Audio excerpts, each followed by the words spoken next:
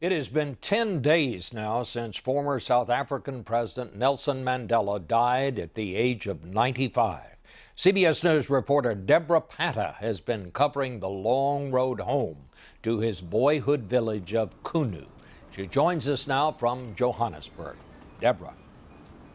Good morning, Bob. Well, if there is one word that sums up this 10-day mourning period, it would be soulful. Today was really a send-off that captured the essence of Nelson Mandela.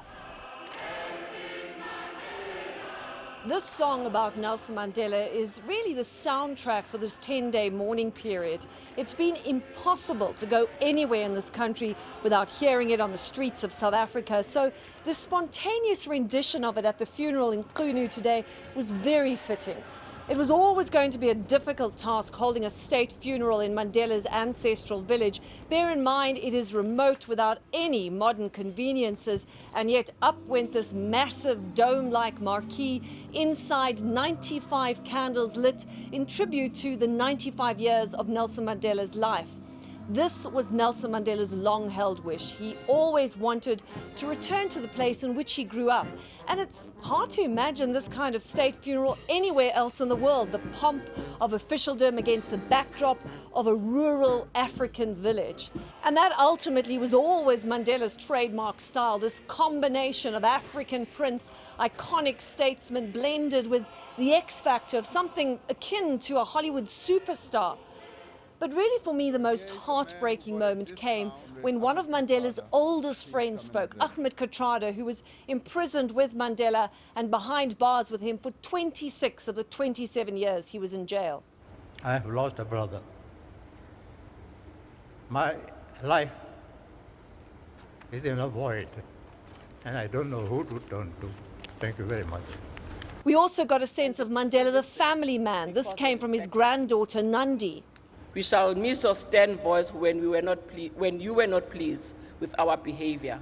We shall miss your voice as you told us stories of your childhood. We shall miss your laughter.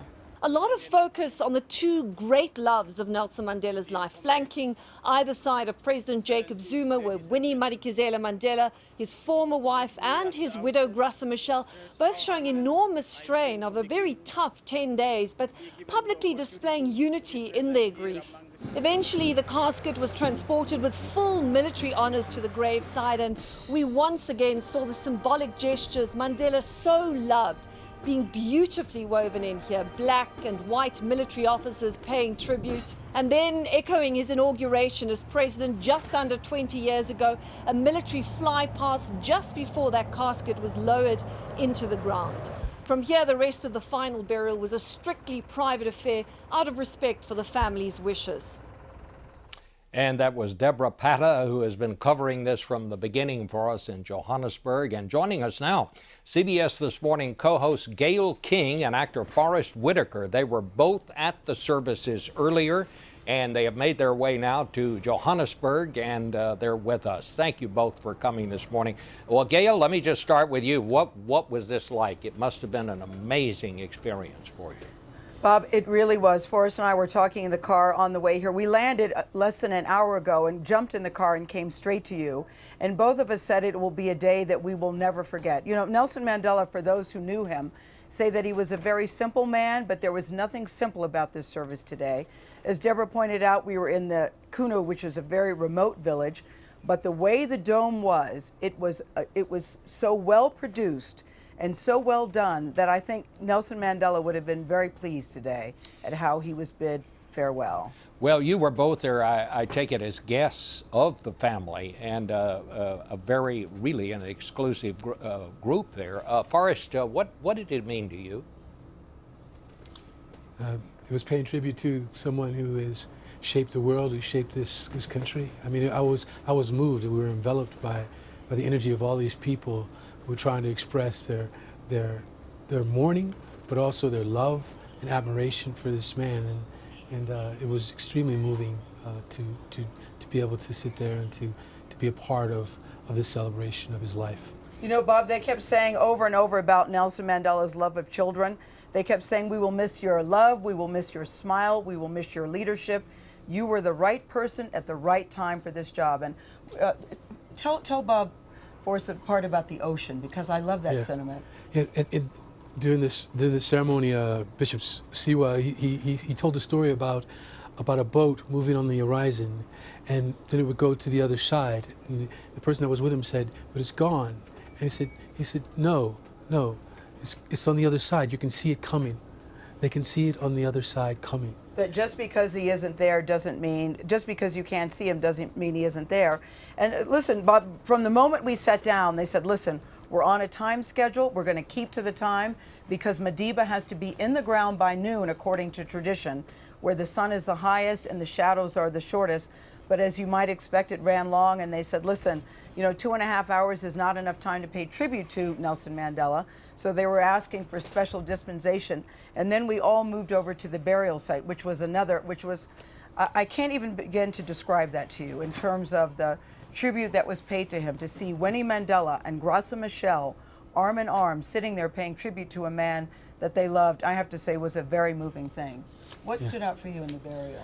I think, well, when they were bringing in, the procession was bringing him to the burial site, and they removed the casket, they start to play the anthem, and then they did the 21-gun salute, and then the jet started to fly above, and I thought I would be frightened by it, but it actually was it just stirred up a lot of emotions about how do you express, gratitude to a man of this magnitude? How do you express it in words? And I think the feeling was overwhelming. I agree with that, Bob. You have to, to anyone who has lost someone that they love, there is something about seeing the casket go into the ground that it hits you, even though you know that moment is coming. It was a very painful thing to see, very painful. But at the same time, people said, let's celebrate him, that he came and he did his job and he did it well. And while they said the long walk may be over, but the journey continues. And I think people left there, believe it or not, feeling very uplifted and very inspired today. Forest Whittaker, let me ask you this. When did you first know about Nelson Mandela, and what kind of an impact did he have on your life? I mean, I knew about the struggle when they were struggling to free South Africa and apartheid. The effect that he's had on my life is he's taught me so much. I mean, I personally, I do a lot of work in Peace Field. And so watching him as a model and as someone to study and understand has been very important to me. I think I've used his philosophy of forgiveness, of his philosophy of understanding through forgiveness, love, in all the workings that I do. And I think that he's influenced aspects of my life to try to incorporate that holistically in every moment of my life that I can. What about you, Gayle?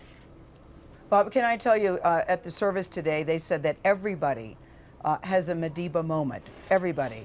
Anybody who came in contact with him had a Madiba moment.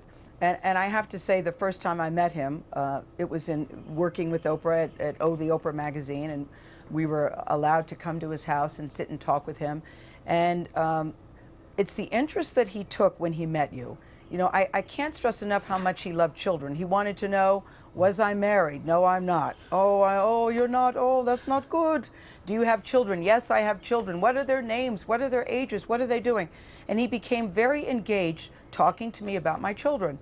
And I will never, ever forget that moment. And again, what I've been saying to everybody recently about his belief in the power of forgiveness, how important that is. And that was very evident today. Well, why don't you tell Bob your Madiba moment? Can he just tell you his Madiba moment? Absolutely. Well, I mean, I was really impressed with. I brought my children were with me when we first met, and he spent so much time talking to them, asking them questions. I remember my daughter; she was probably 9 years old. She was shaking when she walked up to him, and he was like, "What do you want to do? Yeah. What are you dreaming of? What do you feel?" It was the most beautiful thing because he loved children. He did. And he expressed it in that moment so simply, just by trying to draw out from my daughter just some words, because she couldn't find the words to express how important he was. Well, I know this was a very important day for both of you, and as we said in the beginning, I'm sure it's one that you will never forget, nor will the world forget for a long, long time, Nelson Mandela. Thank you so much for being with us this morning. We really appreciate it. We'll be back in 1 minute with our panel of analysts.